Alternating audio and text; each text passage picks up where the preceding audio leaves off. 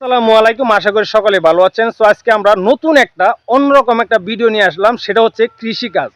যারা মূলত কৃষিকাজ করতে চাচ্ছেন, কিভাবে করবেন, কিভাবে শুরু করবেন, কি কৃষি করলে আপনি লাভবান হবেন, এই বিষয় নিয়ে মূলত আজকে আমরা একটা ভিডিও বানাচ্ছি। সো আমার সাথে আমার আসসালামু আলাইকুম ভাই। ওয়ালাইকুম আসসালাম ওয়া রাহমাতুল্লাহি ওয়া বারাকাতুহু। জি, ভালো আছেন? হ্যাঁ, আলহামদুলিল্লাহ ভালো। জি, আলহামদুলিল্লাহ আমিও ভালো আছি আপনাদের দোয়ায়। সো আজকে আমরা একটু কথা বলবো যে আমি দেখতে পাচ্ছি যে এটা একটা কৃষি ক্ষেত, তাই না? জি। এটা হচ্ছে একটা কৃষি ক্ষেত। তো আমি আপনাকে কিছু প্রশ্ন করতে চাই, চলুন আগে একটু ঘুরে দেখাই দর্শকদেরকে। দর্শক হ্যাঁ, আসেন চলেন। একটু মনোযোগ সহকারে ভিডিও দেখেন, আমি সম্পূর্ণ ক্ষেতটা আগে একটু দেখাইতাছি, তারপরে এটা কিভাবে করছে, কিভাবে কত টাকা খরচ হয়েছে, কি সমস্যার কি কি চারা লাগাইছে। এটা হচ্ছে মরিচের গাছ, আমরা সম্পূর্ণ বিষয়টা নিয়ে একটু কথা বলবো। এটা হচ্ছে মরিচের চারা, দেখতেই পাচ্ছেন মরিচ, অনেক মরিচ হয়েছে। আর এটা হচ্ছে আপনার পেঁপে, মানে পাবদা। এটা যদিও এখনো মানে ফুল ছাড়তেছে, কিন্তু এখনো পেঁপে হয় নাই। বিস্তারিত আমরা তুলে ধরবো যে আপনি কিভাবে করবেন। যদি আপনি পেঁপে বা মরিচের চাষ বা ডেঙ্গা করতে চান, তাহলে আপনি কিভাবে করবেন না করবেন সেটা ওকে ওকে। তো এখানে দেখেন আরো অনেক চারা আছে, এখানে দেখছেন কত সুন্দর লাগে ভাই। জীবন ভরা তো বাজার থেকে কিনে খাইলেন, কিন্তু যখন আপনি নিজে তৈরি করবেন আপনার ক্ষেতে, তখন কিন্তু অন্যরকম একটা ফিলিংস আসবে। দেখেন কতগুলা মরিচ হয়েছে, আলহামদুলিল্লাহ, মাশাল্লাহ। তো এখন চলেন আমরা একটু বিস্তারিত জেনে নিই যে ভাইয়ের কাছ থেকে, যে এটার মালিক, এই ক্ষেতের মালিক। তো ভাই, আপনি এটা কতদিন যাবত করছেন বা কয় মাস আগে করছেন, শুরু করছেন? এই তো প্রায় ২ মাস হইব।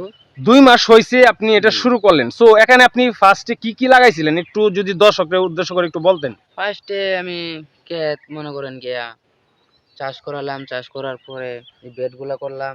বেডগুলা করার পরে নার্সারিত গেলাম, নার্সারিত গিয়া চারা বপন করলাম। আচ্ছা, এখন আমি কিছু প্রশ্ন করি। এই চারাগুলো আপনি কোত্থেকে আনছেন, কারণ দর্শকদেরকে একটু বলতে হবে, দর্শকরা যাতে জি, জি, কনফিউশন না থাকে। জি। কোত্থেকে আনছেন আপনি? আমি চারাগুলো আনছি ঈশ্বরগঞ্জ নার্সারি থেকে। ঈশ্বরগঞ্জ নার্সারি থেকে। এগুলা কি নিজের স্বভাবে তো বানানো যায় না? বানানো যায়, যায়। খরচ হয়ে যায় প্রচুর। তারপরে দেয়া যায় কি অনেক সময় নিজে বানাইতে গেলে মাইর হয়। বা আর এগুলা ছাড়া তো আর আমরা ফুরাইতে পারি না। তারা তো মনে হন গিয়া মেডিসিন দিয়া অনেক সিস্টেম করে শুরু করেন, তারপর। তারপর গিয়া এগুলা লাগাইলাম আইনা নার্সারি থেকে। আইনা লাগানোর পর এখন তো প্রায় ২ মাস হয়ে গেছে। 2 মাস হয়ে গেছে। এই যে আস্তে, আস্তে মনে করেন গিয়া ফুল আসতেছে গাছে, জি। কাঁচামরিচ ধরছে। কাঁচামরিচ এই যে ধরছে। গাছে ফুল আসতেছে করা।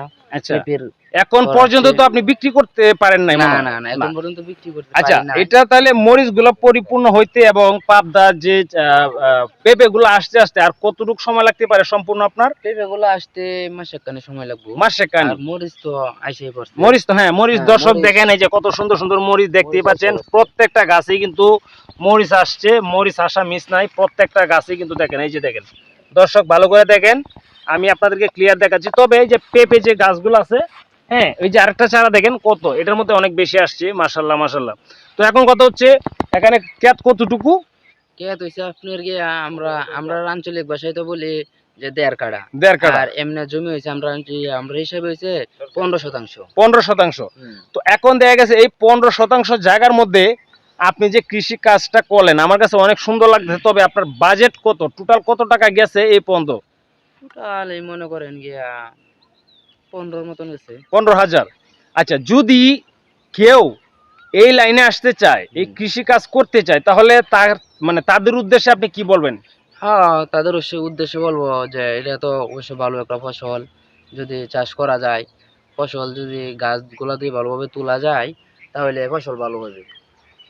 তাহলে তার মানে আপনি বলতে চাচ্ছেন যে লাভবান আসলে হইব। ভালো, হ্যাঁ, লাভবান হবে। হতে পারবে। কেউ চাকরির চাইতে এটা ভালো হবে। হ্যাঁ, ইনশাল্লাহ আমি আশা করি এটা। ইনশাল্লাহ। তাহলে আমি আপনাদেরকে উদ্দেশ্য করে এটা বলবো যে বাইরে যেহেতু এই কাজগুলো করছে, কৃষি কাজ তো আসলে অনেক ভালো। মানে আপনি যদি বাড়িতে থাইকে এই কাজগুলো করতে পারেন, তাহলে অনেক ভালো, কারণ কৃষি কাজের চাইতে আপনি চাকরি করেও এত টাকা ইনকাম করতে পারবেন না। তো আমি এটাই বলবো যে যদি আপনাদের এই বিষয় নিয়ে আরো কোনো পরামর্শ পেতে চান, তাহলে আমাদের এখানে হোয়াটসঅ্যাপ নাম্বার দেওয়া থাকবে, ওই হোয়াটসঅ্যাপ নাম্বারে আপনারা কন্ট্যাক্ট করতে পারেন। প্রয়োজনে ভাইয়ের সাথে আপনি কথা বলবেন যে হ্যাঁ, কিভাবে অবশ্যই। শুরু করবে, হ্যাঁ, কিভাবে মাটি কতটুক লাগবে, কিছু আমাদের সার কতটুক, কিভাবে কি না করবেন, সম্পূর্ণ বিষয়টা যদি আপনি জানতে চান, তাহলে আমাদের এখানে নাম্বার দেওয়া থাকবে ভিডিওতে, কমেন্ট বক্সে, আপনারা ওখান থেকে আপনারা নক দিতে পারবেন, জানতে পারবেন।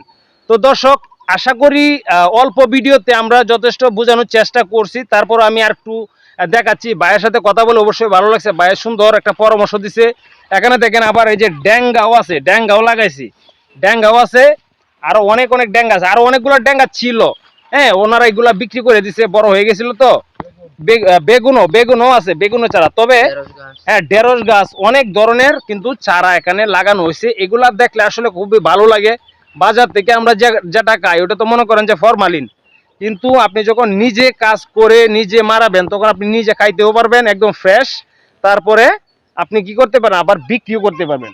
তো দর্শক, এই ভিডিওটা আজকে এই পর্যন্ত থাকবে। কোনো কিছু জানা থাকলে অবশ্যই আপনারা কমেন্টস করবেন অথবা আমাদের নাম্বারে যোগাযোগ করবেন। আসসালামু আলাইকুম।